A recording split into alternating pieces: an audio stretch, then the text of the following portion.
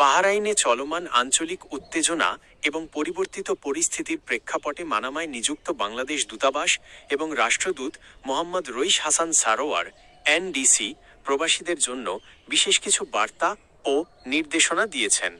বর্তমানে বাহরাইনের পরিস্থিতি নিয়ে দূতাবাসের প্রধান আপডেটগুলো নিচে দেওয়া হলো। নিরাপত্তা ও সতর্কতা সংক্রান্ত নির্দেশনা। আঞ্চলিক অস্থিরতা ও ড্রোন ক্ষেপণাস্ত্র হামলার আশঙ্কার প্রেক্ষিতে দূতাবাস প্রবাসীদের জন্য বিশেষ সতর্কবার্তা জারি করেছে। গুজবে কান না দেওয়া, সামাজিক যোগাযোগ মাধ্যমে বাহরাইন নিয়ে কোনো ধরনের মিথ্যা বা আতঙ্ক ছড়ায় এমন সংবাদ প্রচার করা থেকে বিরত থাকতে বলা হয়েছে।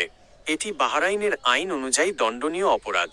জরুরি যোগাযোগ, যে কোনো সমস্যায় দূতাবাসের অফিসিয়াল ফেসবুক পেজ বা হটলাইন নম্বরে যোগাযোগ করার পরামর্শ দেওয়া হয়েছে।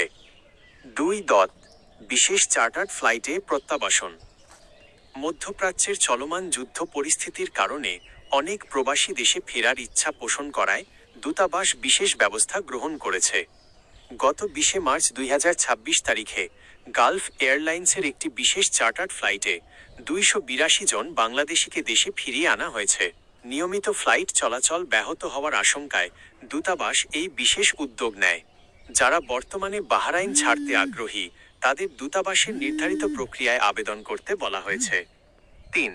রাষ্ট্রদূতের বিশেষ বার্তা, স্বাধীনতা দিবস ও বর্তমান পরিস্থিতি।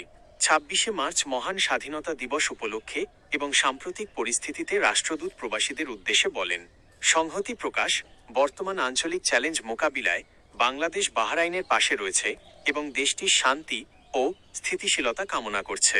ধৈর্য ও সচেতনতা, প্রবাসীদের এই সময় আতঙ্কিত না হয়ে ধৈর্য ধরার এবং স্থানীয় আইন ও নিরাপত্তা নির্দেশনা মেনে চলার আহ্বান জানিয়েছেন। নতুন সম্ভাবনা, বাংলাদেশে নতুন সরকার ফেব্রুয়ারি 2026 গঠিত।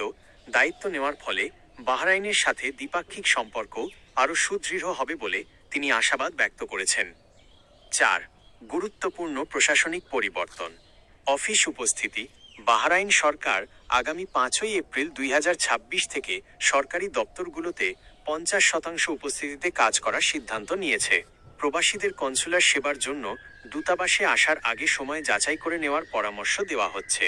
পাসপোর্ট সংক্রান্ত, বর্তমানে এমআরপি পাসপোর্ট বন্ধ করে পূর্ণাঙ্গভাবে ই পাসপোর্ট কার্যক্রম চালু করা হয়েছে। পরামর্শ, আপনি যদি বর্তমানে বাহরাইনে থাকেন তবে নিয়মিত embassy of the people's republic of Bangladesh Manama এর ফেসবুক পেজ ফলো করুন। যে কোনো জরুরি প্রয়োজনে দূতাবাসের নির্ধারিত হেল্পলাইন নাম্বারে যোগাযোগ করা সবচেয়ে নিরাপদ।